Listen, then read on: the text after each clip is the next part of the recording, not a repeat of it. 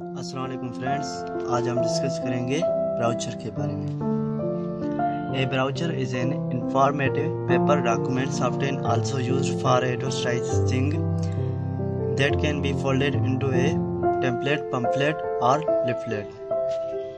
Basically browser हमारा एक informative paper होता है जो हम यूज़ करते हैं एडवर्टाइजमेंट पर्पज़ के लिए।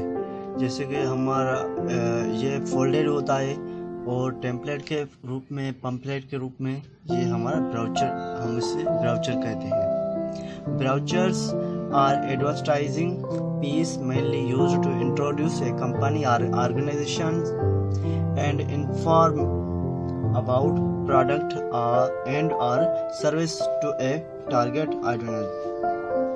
बेसिकली ब्राउज़र जो होता है हमारा एक पीस होता है कंपनी का जो हम यूज़ करते हैं एडवर्टाइजमेंट पर्पस के लिए। पर कंपनीज जो होती है इस ब्राउज़र के थ्रू अपने प्रोडक्ट का इन्फॉर्म देती हैं अपने प्रोडक्ट का। ये हमारा एक किस्म का ब्राउज़र है और ये जैसे फोल्ड होता है साइड में, ये एग्जांपल है ब्राउज़र। थैंक यू फ्रेंड्स, अगर आपको हमारी वीडियो पसंद आई तो लाइक और सब्सक्राइब ज़रूर करें।